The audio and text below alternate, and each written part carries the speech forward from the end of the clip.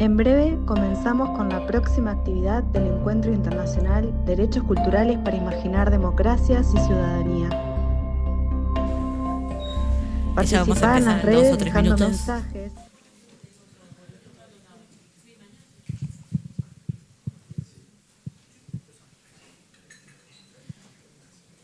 Bueno, ahora sí, ya comenzamos. Quienes están allá atrás sirviéndose café, sírvanse el café y vengan a sentarse. Bueno, bienvenidos, bienvenidas a esta tarde que comienza con esta conversación que vamos a tener con René Ramírez, que es un lujo que nos acompañe. Ahora les voy a leer su currículum, que es tremendo. Bueno, tenemos un horario desafiante, ¿no? Después del almuerzo viene la siesta, ¿no? Así que espero que no se duerman, que los entretengamos en esta hora que tenemos juntos y juntas. Así que, bueno, bienvenidos a este espectacular encuentro en un momento tan particular, ¿no?, para hablar de los derechos culturales. Y la pregunta guía, no sé si estuvieron hubo respuestas a lo largo, si están participando desde que comenzó el encuentro, pero hubo respuestas alrededor de la pregunta que guía todo el encuentro, que tiene que ver cómo la cultura puede aportar, no sé si es literalmente así, pero es el concepto, puede aportar a trabajar por los derechos culturales en este contexto actual, ¿no? Gran pregunta guía, además, ¿no? Que no tiene una respuesta única, sino que se va construyendo a medida que vamos conversando. Así que en esta que nos toca conversar acá, sobre el tiempo y las temporalidades. Así que les voy a leer un poquito el currículum. Voy a hacerlo breve porque es muy largo, pero voy a seleccionar algunas cosas que cuando lo leí me llamaron la atención. Después está en la página el currículum, me imagino, así que pueden leerlo todo completo.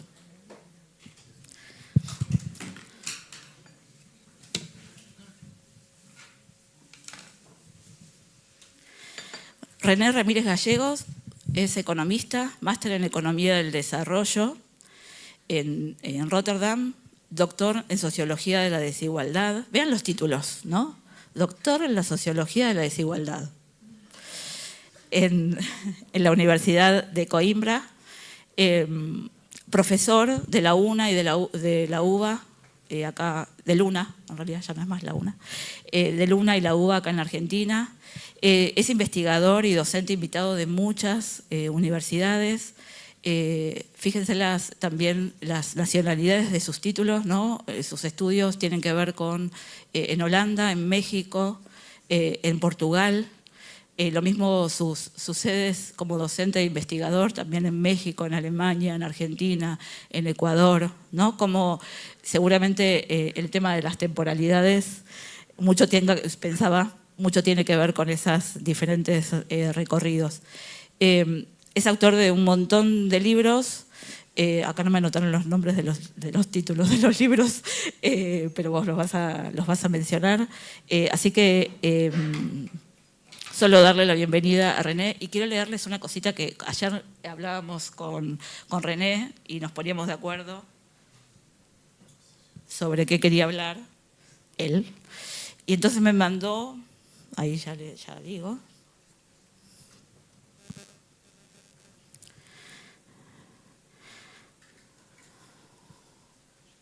me mandó este mensaje. Mientras la extrema derecha avanza articulando lo material con lo simbólico, la izquierda repite consignas sin disputar las bases de la hegemonía. Recuperar a Marx es urgente para volver a pensar la política desde las condiciones concretas de vida. Me dice, yo voy a hablar de esto, pero a partir del tiempo. Yo dije, wow, bueno, así que acá lo escuchamos a René con mucha atención. Bueno, buenas tardes con todos y todas. Muchas gracias, Paula, por esa presentación. Muchas gracias a todos los compañeros, compañeras que están aquí presentes y gracias por invitarme a reflexionar sobre el tema de cultura. Vale la pena señalar, yo no soy artista, no vengo de la gestión cultural, no he hecho políticas culturales directamente, pero creo que la investigación que he venido haciendo en estos últimos años sobre el tiempo puede aportar en algo al debate que están teniendo en este momento. Principalmente lo que voy a hablar en estos 25 o 30 minutos que me pidieron que converse con ustedes tiene que ver con dos libros, ¿no? El primer libro es uno que acaba de salir en Claxo y justamente tiene que ver con la democracia, estado de situación de la democracia en América Latina, narco, neoliberalismo autoritario o democracia con demos. Y un nuevo libro que acabo de terminar que se llama Adiós de economía, del valor de las cosas al valor de la vida buena, ¿no? Y tengo un libro que, ¿por qué digo que también puedo decir probablemente algo con respecto al tema del tiempo? Que salió en 2023 en México, que le llamé Del laberinto de la soledad a los senderos de la compañía, donde analizo la cultura a través del tiempo, ¿no? Entonces ahora intentaré hacer un poco eso, y el centro y el corazón, dado que además ahí sí sale más mi lado de economista, voy a intentar sugerir que la subjetividad, por decirlo así, los sentidos comunes están muy asociados a la materialidad, ¿no? Está cambiando la materialidad y por lo tanto hay un cambio profundo de esa subjetividad, ¿no? Que al final de cuentas esos sentidos comunes construyen la cultura, ¿no? Y algo que pueden encontrar muy sintéticamente, que justamente es de donde salió ese comentario que señaló Paula, es de un artículo que salió en Jacobin, que se llama La izquierda que olvidó a Marx y la derecha que entendió a Gramsci, ¿no? La relación justamente entre materialidad y subjetividad, ¿no? Quizás de empezar con anecdóticamente de dónde va a partir mi charla. Mi charla parte, yo fui parte del gobierno de Rafael Correa durante los 10 años, ¿no? Y casi en el 2016, al terminar el periodo de gobierno, empecé a estudiar la relación materialidad-subjetividad, ¿no? Y escribí un libro que se llama La gran transición en busca de nuevos sentidos comunes, y encontré una cuestión que le llamé la paradoja del bienestar objetivo, malestar subjetivo. A pesar de que medido el bienestar vía ingresos, consumos, necesidades básicas insatisfechas, disminución de la desigualdad, bajo cualquier forma que ustedes midan, Ecuador había mejorado durante los 10 años de lo que se denominó la Revolución Ciudadana. Pero el rato que hacía un zoom en la clase media, por decirlo así, se daba de que a pesar de que había mejorado, ¿no? Subjetivamente se sentía peor, ¿no? Entonces empecé a estudiar eso y he venido estudiando eso desde el 2016. Y a la par empecé a ver un fenómeno que también está en un libro que salió en diciembre, que le llamé Quien parte y reparte le toca la mejor parte, que tiene que ver con respecto al tema de la redistribución del ingreso y la riqueza comparativamente del 2000 hasta la actualidad entre gobiernos progresistas de izquierda, nacional populares y gobiernos de derecha, ¿no? Y ahí uno de los temas que surgió tiene que ver con respecto a cómo se redistribuye el pastel, ¿no? Claramente porque existen muchos académicos inclusive que señalan que todo fue consecuencia del boom de commodities, ¿no? Y justamente mi pregunta era, ¿fue eso o si había una economía política detrás de esto, ¿no? Y claramente siguiendo la metodología de cierta manera de Piketty, ¿no? Con una perspectiva alternativa metodológicamente, llega a la conclusión que la ideología importa. Y en el caso de América Latina, la ideología fue anticíclica, por decirlo así, ¿no? Pero sucedió un tema particular que me llamó mucho la atención, que al ver los gobiernos de izquierda nacional populares, se veía que aumentó más el pastel en las clases medias que inclusive las clases populares. Pero eso no es el tema, que eso da para otro tipo de discusión, sino lo que empecé a ver es que le llamé el síndrome de Estocolmo, ¿no? Que justamente esas clases medias, ¿no? Que fueron las que se beneficiaron por estos gobiernos más de izquierda nacional populares, ¿no? A diferencia que las derechas, los gobiernos neoliberales, ¿no? Conservadores, aplastan a las clases medias, estas clases medias empezaban a votar por las derechas, ¿no? Entonces, y ahí surge el tema de si es que alcanza las políticas redistributivas para producir, en este caso, transformaciones y cambios sociales, ¿no? Entonces, eso se va a articular con el tema que al final de cuentas trato de pensarlo en este último libro, que tiene que ver con el valor, ¿no? Entonces, ¿cómo quiero organizar mi charla rápidamente? Es primero ver una mirada macro sobre en qué momento estamos en términos de los ciclos largos y ciclos cortos del sistema capitalista, hacer un análisis comparativo histórico, ¿no? Después entrar sobre el tema del debate del valor para ver cómo justamente el tiempo configura los sentidos del valor. Tercero, regreso a América Latina y cómo esos cambios en la materialidad configuran de cierta manera las subjetividades. Y finalmente termino con algo de lo más macro a lo más micro que tiene que ver inclusive con el espacio más individual de la relación tecnología, tiempo y sentidos comunes. Quizás para empezar el tiempo a nivel largo, ¿no? ¿Qué momento vivimos, ¿no? Yo le llamo, vivimos un tiempo paradojal, ¿no? Vivimos hiperconectados, pero nos falta con quién hablar. Vivimos libres, pero todos nos rastrean, las libertades se miden en contraseñas, buscamos progreso mientras colapsan los suelos, los cuerpos, ¿no? Vivimos tiempos donde crece exponencialmente los patentes, pero sistemáticamente decrecen las personas que se titulan en artes, humanidades y filosofía. ¿Y por qué? Y aquí viene un tema fundamental. Este momento que vivimos es un momento en el cual confluyen, ¿no? La crisis de las ondas largas recesivas, de las ondas cortas recesivas y la crisis hegemónica, ¿no? De acuerdo a Righi, a Mandel, en este caso a Wallenstein, ¿no? La última onda expansiva a nivel del capitalismo fue del 45 a 1973. A partir de 1973 tenemos una recesión de las ondas cortas del capitalismo, ¿no? El capitalismo está en una crisis estructural, pero también en las ondas cortas, ¿no? A partir del 2008 se da una crisis con el colapso financiero, ¿no? Hay ciertas recuperaciones de ex post 2010, pero siguen recesiones principalmente en Estados Unidos y en Europa. Hay una inflación y hay un estancamiento en la cual se profundiza a partir del 2021, ¿no? Este momento, a su vez, de esta crisis de ondas largas, de ondas cortas, se suma la crisis hegemónica, ¿no? El orden internacional se está reconfigurando, principalmente en la relación China-Estados Unidos, ¿no? Existe un retiro de la hegemonía liberal, ¿no?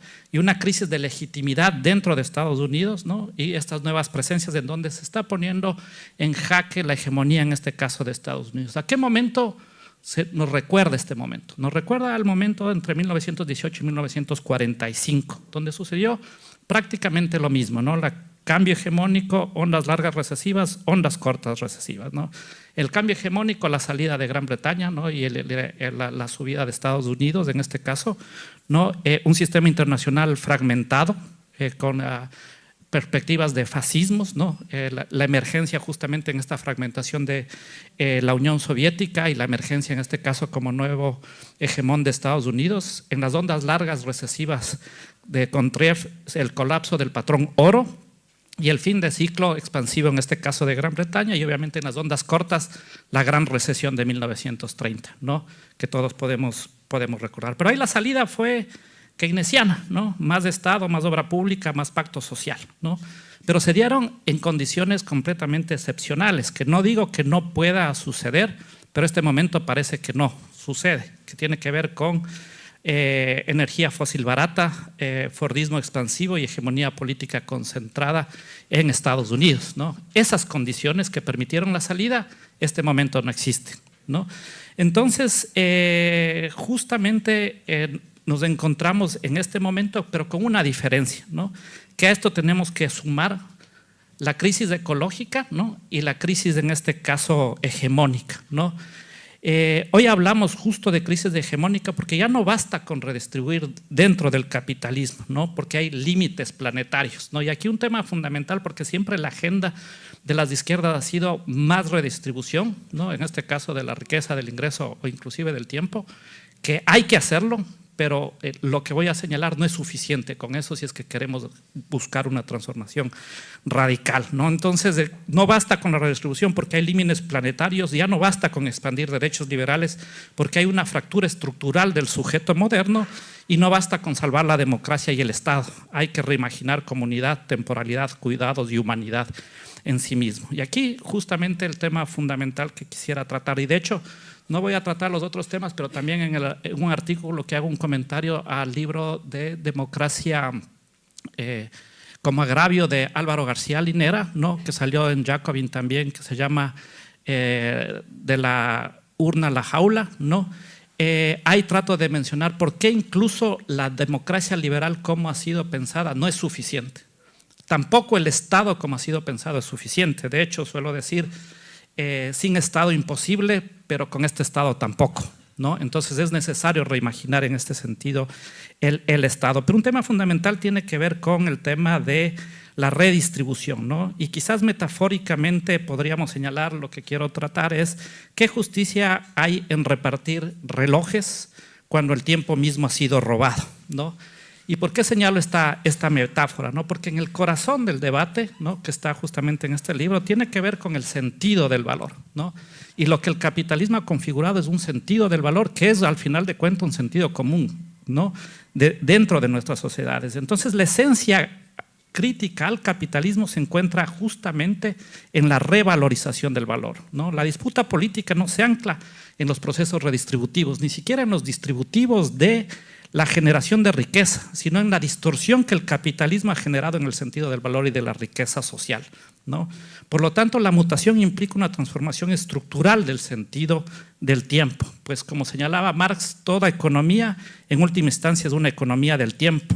Entonces, por lo tanto, lo que está en disputa es un sentido diferente del valor del tiempo, dado que el problema a superar está en cómo el capitalismo valora el tiempo. Y quizás aquí vale la pena señalar también un tema fundamental que tiene que ver con el mismo concepto de la libertad que ha sido robado, por decirlo así, o monopolizado por las derechas, ¿no? Creo que un buen ejemplo es de aquí mismo el tema de lo que sucede en Argentina, ¿no? Y quiero decir justamente en ese marco que es necesario empezar una pedagogía para que se vea que dentro del mismo capitalismo es inviable la libertad que se dice que se puede conquistar, ¿no? Y aquí el tema fundamental es que, primero, la principal contradicción del capitalismo es de índole temporal, ¿no? El motor del capitalismo, yo le llamo, es una cronofagia, ¿no? Es un robo del tiempo, ¿no? Y el tiempo es un momento en el cual se ha igualado a la velocidad, lo que ha construido una sociedad de la aceleración. Pero en el corazón de esto está siempre la búsqueda de la eficiencia y la productividad. De hecho, suelo decir, el tiempo es visto como denominador matemáticamente, ¿no? Pero ¿cuál es el punto? No, el punto es aquí que justamente el capitalismo genera una tecnología que en su corazón podría distribuir más tiempo, liberar tiempo, ¿no? Pero el capitalismo necesita de ese tiempo para poder reproducirse, que es el concepto en este caso justamente de plusvalor, ¿no? Y este tema de justamente de este plusvalor es el que va configurando una sociedad de la aceleración, una sociedad de la velocidad, ¿no? Veía un experimento que se hizo en 1973 muy rápidamente, ¿no? En que a 63 seminaristas se les pide que vayan a dar una misa. Un grupo iba a dar una misa sobre los temas relacionados a la parábola del buen samaritano y los otros llamémoslo así, a cualquier otra cosa, ¿no? Pero en la mitad había un actor que se estaba muriendo de tos y pedía ayuda, ¿no? Y a los seminaristas les dijeron, ¿no?, que algunos les dijeron que vayan rápido porque les falta tiempo y los otros dijeron vayan con pausa, ¿no? Los que les dijeron que vayan rápido, que ya están atrasados, solo el 10% se quedó a ayudarle, en este caso, a este actor que estaba sufriendo un problema de tos, por decirlo así, ¿no? En cambio, que en el otro grupo que les dijeron que tenían tiempo, ¿no?, fue el 75% se detuvo en este caso, ayudar a esta persona que andaba con problemas, ¿no? ¿Y por qué señalo esto, no? Porque de cierta manera la velocidad también configura cómo nos comportamos frente al otro, como ejemplo aquí de este experimento, ¿no? Entonces, en ese marco, el tema fundamental desde lo que vengo trabajando es justamente que es necesario darle otro sentido al valor, revalorizar el valor, ¿no? Pasar del time is money, pasar de este time is money, que es el que te configura una sociedad de la aceleración, una sociedad de la velocidad, ¿no?, al tiempo como vida, y no como cualquier tipo de vida, sino como vida buena, ¿no? Y ahí obviamente no me voy a detener con las perspectivas de Maturana, en donde la vida por autopoiesis genera vida, produce vida y reproduce vida, ¿no? Entonces, a partir de ahí empezar a pensar que el tiempo no es dinero, no es aceleración, más bien todo lo contrario, ¿no? Ese tiempo genera una subjetividad que es contraproducente a la misma producción de comunidad social, por decirlo así. Acabé de hacer una investigación justamente en México sobre los tempos del tiempo, ¿no? Cualitativamente grupos focales de alta frecuencia a 2.300 mexicanos, ¿no? Y salían 4 temporalidades como que bien marcadas, ¿no? Que de cierta manera tiene que ver con el tipo de sociedad que te configura el propio sistema capitalista, ¿no? La una era abundancia de escasez de tiempo, ¿no? Temporalidades con miedo, temporalidades cansadas y soledades involuntarias, ¿no? Entonces, y este tema es un tema que es profundamente construido por el propio sistema que está configurando, en donde un tema fundamental, pensando justamente en el tema de las ciudades, en el caso de México, que todos menospreciaban o realmente señalaban que es algo que les molesta profundamente, tiene que ver con los tiempos de trasladarse de un lugar a otro, ¿no? Pero el tema fundamental, y aquí sigo a Mariana Mazzucato, ¿no? Es que el sentido del valor ha mutado en la historia. Por lo tanto, hay posibilidad para disputar ese sentido del valor, ¿no? Desde el mercantilismo, ¿no? En donde el valor eran los materiales preciosos, los fisiócratas donde era la tierra, los clásicos donde es el trabajo, los marginalistas neoclásicos donde es las subjetividades, por decirlo así, las preferencias individuales, te dirían los utilitarios, ¿no? Y que es en el momento que estamos en el momento hegemónico en donde el valor está ligado al valor de cambio, ¿no? Solo únicamente lo que tiene precio tiene valor, ¿no? Como sentido hegemónico, ¿no? Por eso la necesidad justamente de disputar ese sentido del valor, ¿no? Y en este marco, entonces, el punto central sería: es necesario generar una pedagogía para revalorizar el valor que tiene su correlato en la parte conceptual, también en la parte empírica, ¿no? Empírica metodológica. Acabo de terminar un estudio acá para Argentina que le llamé el tiempo contra el PIB, a través de un análisis de uso del tiempo de la encuesta de aquí de Argentina, ¿no? Para ver cómo viven los argentinos su tiempo, ¿no? Y claramente ahí salen cuestiones que son muy interesantes, pero un tema fundamental de esta encuesta es lo que le llamo el tiempo matrioshka, ¿no? Que es el tiempo, el minuto metido en otro minuto, metido en otro minuto. Entonces resulta que el promedio de Argentina, cuando uno ve el multitasking, la secuencialidad de la vida frente a la vida paralela de hacer muchas actividades a la vez, ¿no?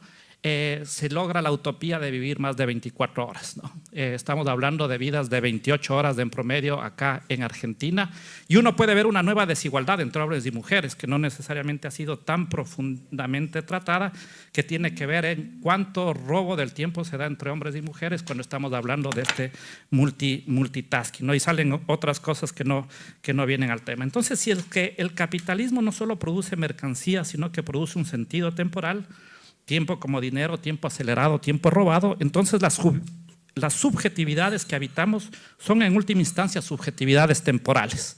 El problema del valor se encuentra en cómo vivimos el tiempo, y es ahí donde América Latina muestra con claridad cómo las mutaciones en el modo de acumulación y de trabajo se traducen en sentidos comunes concretos, ¿no?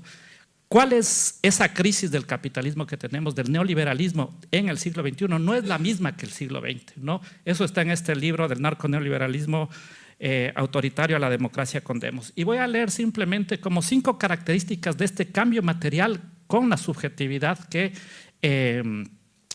produce, ¿no? El primero tiene que ver con la tecnología como constructora de subjetividad antisocial y antidemocrática. Esto me va a detener quizás más adelante un segundito. La segunda es la competencia entre pauperizados como consecuencia de la desindustrialización y la autoexplotación en el tiempo Netflix del capitalismo de plataforma. La tercera es la expansión de la industria del narcotráfico, que realmente es para mí el problema que ya tenemos en América Latina y que es la metástasis de nuestras sociedades, ¿no?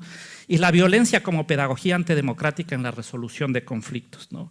La cuarta es el negacionismo científico, ¿no? El cerco a las universidades públicas y la diversificación religiosa como deconstructora de la razón pública democrática, ¿no?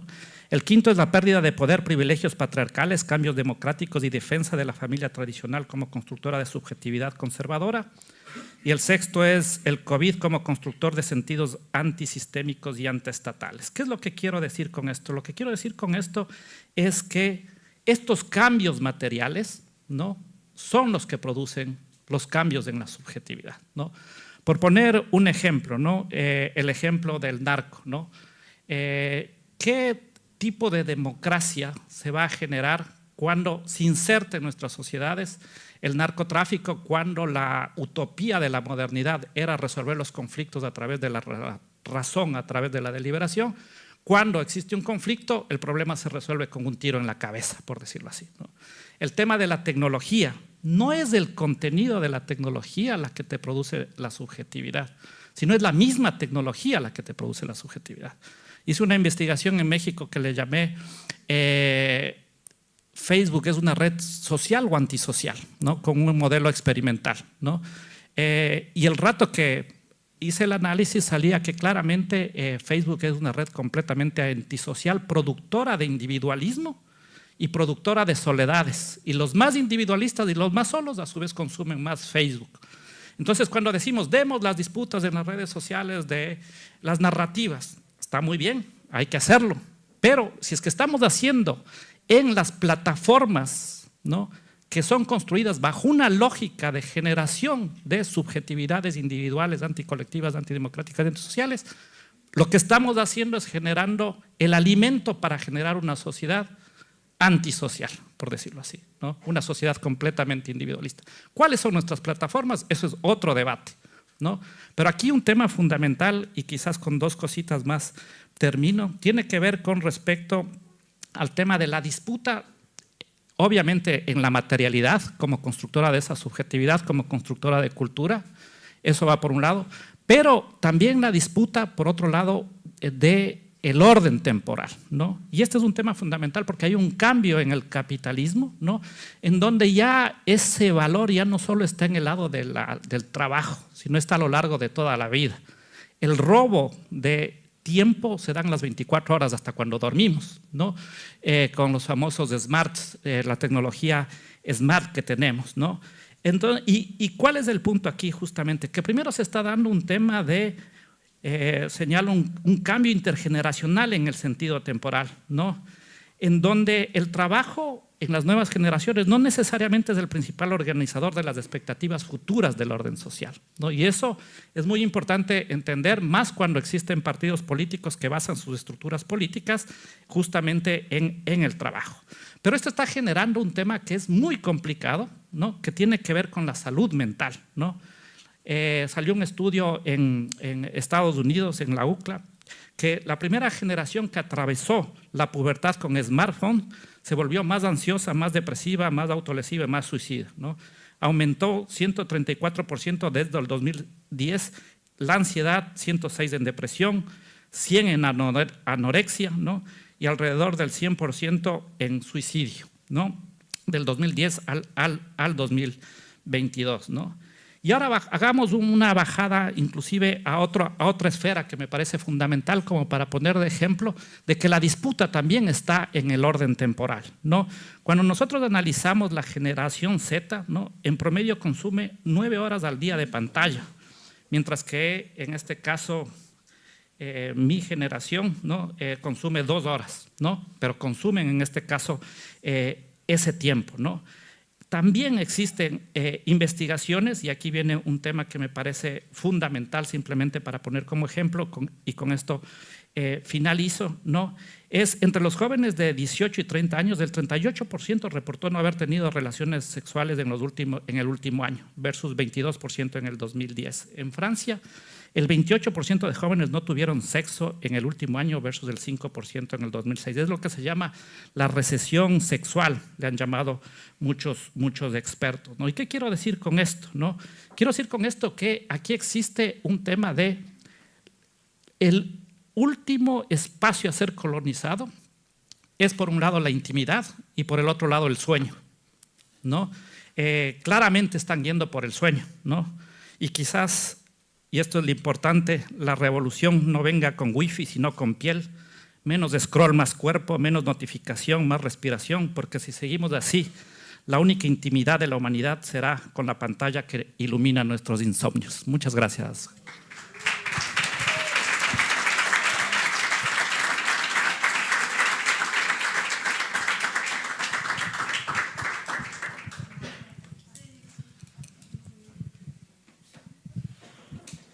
Gracias, René. Guau, ¿no? Cómo nos deja pensando. Mientras te escuchaba, pensaba todas las metáforas que hay sobre el tiempo, ¿no?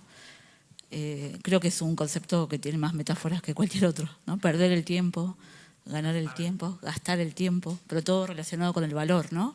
El valor pero capitalista del tiempo, ¿no? Y esto del sueño, la otra vez escuchaba una entrevista a alguien de Netflix y le preguntaban cuál es la competencia de Netflix y dijo el sueño. Wow. Y la periodista siguió hablando como si nada y yo me quedé, el sueño, Dios mío. Y ahora le hago la contra a Netflix y aunque si tengo sueño me voy a dormir. Te quería preguntar, ahora tengo unas preguntas de ustedes, pero te quería preguntar algo. ¿Cómo te parece que desde el ámbito cultural podemos trabajar para esto de volver a valorizar el tiempo desde esta otra perspectiva que vos proponés? Lo cultural entendido como las tramas de sentido. Vos hablabas de sentido común, hablabas de sentido del tiempo. Todo eso lo cultural tiene mucho para aportar, esperemos. ¿Cómo te parece que desde el ámbito cultural, porque en general nos llaman para cosas sin importancia, para esto que estás hablando, ¿cómo te parece que podríamos aportar? Esto que vos hablabas del sentido común, lo que vos dijiste del sentido común en cuanto a la sociedad ecuatoriana, en el gobierno de Correa, que mejoraron las condiciones materiales, pero las subjetividades o fueron para otro lado de lo que ustedes pensaban. Lo mismo le escuché decir a García Linera con el gobierno de Evo. Ellos decía textual, y me hubiese encantado poder repreguntar, nosotros trabajamos por las condiciones materiales, las mejoramos y nos olvidamos de trabajar por los sentidos comunes. ¿Qué podría aportar el ámbito cultural para trabajar esta otra perspectiva de valor hacia el tiempo? ¿Se te ocurre algo? Es tremenda pregunta, ¿no? Y se me ocurren algunas cuestiones, pero sobre todo creo yo que la disputa está también en los relatos, ¿no? Y en el cómo se hacen las cosas. También estudio mucho el tema de las universidades, ¿no? Y el tema de la producción de conocimiento. Ahora existe mucho debate sobre la crisis de las universidades en términos pedagógicos, ¿no? Y de hecho estoy en una investigación en la Universidad de Humboldt que tiene que ver, en la Universidad de Humboldt nació la Universidad de Investigación, ¿no? Y el corazón de la nueva Universidad de Investigación que está discutiendo tiene que ver con las humanidades, ¿no? Las humanidades, las artes, ¿no? Los temas justamente ligados a la cultura, por decirlo así, y a partir de ahí confluyen las otras ciencias, ¿no? Antes era el patito feo, ahora se piensa, la gente dice el futuro está en los temas de profesiones digitales, el futuro realmente, más desde mi punto de vista de lo que se está discutiendo, viene más bien por el otro lado, o sea, tener gente muy crítica, etcétera, y la producción cultural, en este caso de arte, tiene una lógica completamente diferente a la lógica del sentido del valor que te genera el mismo capitalismo. El problema es cuando caemos bajo la misma lógica, ¿no? Entonces nosotros podemos producir, ¿cuál sería la lógica de producir? Tú decías Netflix, ¿no? Yo le suelo decir, ¿cuál sería nuestro Netflix de América Latina? ¿O cuál sería nuestro Chollywood en vez de nuestro Hollywood, ¿no? ¿Cómo generar una industria cultural que a partir de su producción, porque el tema fundamental, y de hecho quizás ahí me detengo un poco para explicar lo que estoy señalando, ¿no? Cuando analicé el tema de todos los gobiernos progresistas con respecto a la redistribución, un tema fundamental es que siempre un objetivo ha sido la búsqueda de la igualdad a través de la redistribución, ¿no? Y la conclusión, una de las conclusiones que saco ahí es que hay que preguntarse qué tipo de igualdad, ¿no? Porque no todo, existen igualdades que producen desigualaciones sociales al generar subjetividades antiigualitarias, ¿no? Y la que nosotros produjimos en la primera ola generó eso, ¿no? Porque fue redistributiva, no fue distributiva. Fue una igualdad no necesariamente democrática. ¿Qué es una igualdad democrática? Una igualdad democrática es la que reduce las relaciones de poder, ¿no? Uno puede mejorar la desigualdad entre capitalista y trabajador, pero la relación capitalista-trabajador sigue intacta, ¿no? O entre hombre y mujer, ¿no? Entre colonizador y colonizado, ¿no? Entonces, la cultura, desde mi punto de vista, para generar otro sentido del valor, tiene que buscar otras formas, ¿no? Que generen, en este caso, esta igualdad democrática, ¿no? Estos sentidos comunes que generen un valor centrado en la vida y no en el tema de la búsqueda de la aceleración, ¿no? Y yo creo que hay en las artes y la forma de producir arte me parece fundamental como estrategia para disputar ese sentido del valor, ¿no? Bien, ahí hay una pista, ¿no? Como los procesos artísticos en su construcción de metáforas, ¿no? En su posibilidad de construcción de metáforas. Y cuando vemos a los artistas, no los que están enfocados en mercado, quizás, que están dentro del sistema capitalista, y estamos todos dentro del sistema capitalista, sin duda, pero cuando resguardan esos procesos artísticos, como que los resguardan, ¿no? Que dentro del refugio, ahí hay unas claves interesantes para mirar. Gracias. Solo una cuestioncita. El tema fundamental es cómo disputamos otro orden temporal a partir de la cultura, ¿no? Y cómo sacamos de ese tiempo que en este mismo momento está siendo cooptado. O sea, es una disputa temporal al final, ¿no? Y yo creo que ahí las políticas culturales tienen mucho para competir con Netflix, dirías vos. Claro. Bueno, tenemos un montón de preguntas. Te voy a leer acá una pregunta de YouTube. ¿Cómo se vincula el contacto, interacción con la naturaleza y lo natural para generar cambios de subjetividad desde los sujetos? Es decir, de adentro hacia afuera. A ver, ahí hay un tema que al menos en Ecuador lo trabajamos muy fuerte y es parte del cambio completamente de sentido del valor que en Ecuador se produjo en el debate democrático que tiene que ver con pasar del antropocentrismo al biocentrismo, ¿no? Cuando decimos vidas siempre en plural, ¿no? Nosotros propusimos ahí los derechos de la naturaleza, que parece una cuestión menor, ¿no? Pero es una cuestión completamente radical. Solo pensemos en términos del derecho, ¿no? El derecho liberal otorga únicamente derechos a los que tienen responsabilidades, como se le ve a la naturaleza que no tiene responsabilidades, entonces no tiene derechos. Es un cambio epistemológico y hasta ontológico en ese sentido, ¿no? Entonces, ese reconocimiento de derechos de la naturaleza, pasar del antropocentrismo al biocentrismo, es un tema fundamental en el cambio del sentido del valor, ¿no? En la relación sociedad-naturaleza, porque si no vamos a seguir viendo a la naturaleza como un recurso, como un medio, ¿no? Que a su vez lo que está pasando cuando hablamos de crisis de civilización es los límites planetarios que tiene nuestro modo de producción en este momento, ¿no? Entonces, mientras no reconozcamos a la naturaleza en tanto dadora, en tanto derechos y generadora de vida, ¿no? Va a haber un problema con respecto a la relación sociedad-medio ambiente, ¿no? Bien, ahí otra pista. Yo voy anotando las pistas, ¿no? Mirar lo artístico, mirar la naturaleza, darle otro protagonismo, ¿no? Involucrarnos en la naturaleza como lo somos, pero bueno, meternos ahí adentro y darle su capacidad de agencia, ¿no? También. Otra pregunta de la gente, ¿cómo pueden las cosmovisiones indígenas apoyar en nuevos imaginarios sobre el tiempo y la vida? Y te sumo algo a esta, si vos conocés alguna experiencia o algún proyecto vigente o que hayas conocido en tus recorridos que esté trabajando en las disputas del valor del tiempo.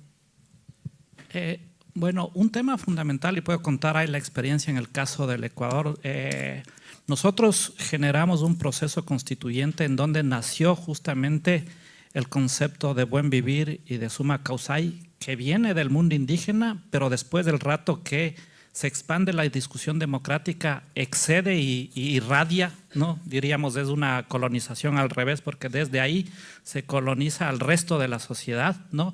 Y la sociedad acepta este concepto como un horizonte de sentido, ¿no? El de vida buena, el de summa causa y el de buen vivir, ¿no?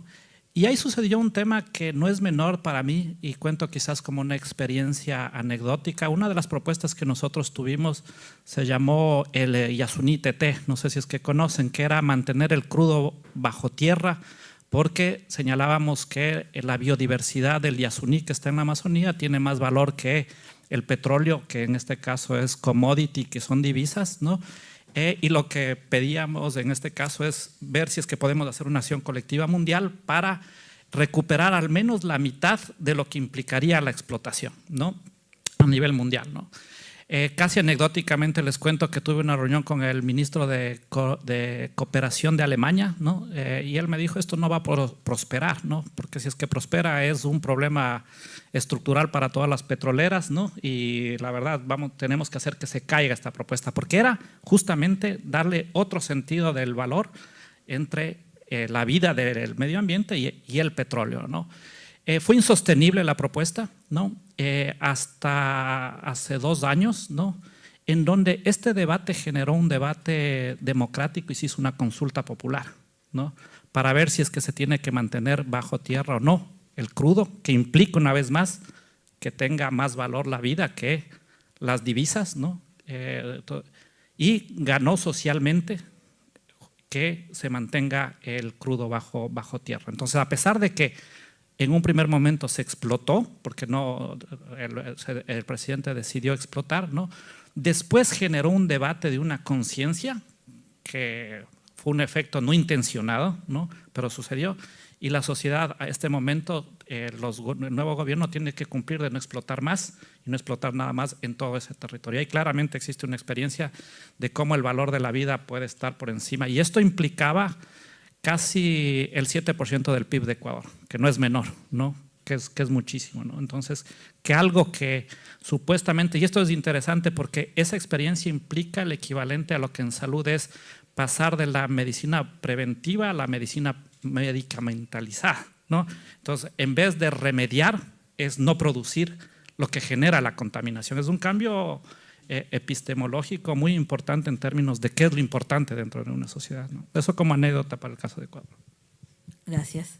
Bueno, la última pregunta y ya tenemos que cerrar. Perdón que quedan preguntas también en el canal y acá, pero bueno, no hay más tiempo, hablando del tiempo. ¿Cómo lograr una pedagogía de un tiempo no veloz o efectivo cuando éste está unido a una pretendida ganancia? Pensando en la pedagogía, ¿no? Esto que vos decías, bueno, sumo a esto, como ¿cuáles serían también otras pistas pedagógicas quienes tenemos alguna posibilidad para poder trabajar en este sentido que estás diciendo, ¿no? Del valor del tiempo? Pedagógicamente, o sea, yo creo que un tema fundamental tiene que ver con el mismo proceso democrático, ¿no? O sea, creo que la mejor pedagogía para disputar el sentido de eficiencia es poner más radicalidad en los procesos democráticos y valorar la democracia por el tema de esa ganancia, ¿no? Entonces, y generar políticas públicas laborales, ¿no? Que permitan justamente recuperar ese orden temporal ligado al valor de cambio, ¿no? Que en este sentido es el que realmente está movilizando la eficiencia y la productividad que te lleva a la aceleración y a equiparar tiempo con velocidad, que es justamente lo que queremos combatir, ¿no?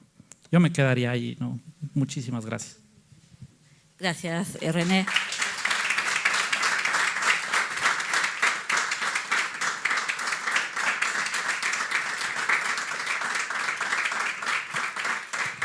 Y si me permiten, quiero compartir un fragmentito del prócer nuestro, escritor argentino, Borges, que tanto ha escrito sobre el tiempo.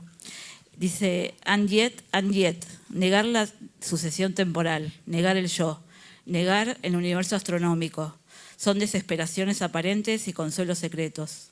Nuestro destino, a diferencia del infierno y del infierno de la mitología tibetana, no es espantoso por irreal, es espantoso porque es irreversible y de hierro. El tiempo es la sustancia de lo que estoy hecho. El tiempo es un río que me arrebata, pero yo soy el río. Es un tigre que me destroza, pero yo soy el tigre. Es un fuego que me consume, pero yo soy el fuego. El mundo, desgraciadamente, es real. Yo, desgraciadamente, soy Borges.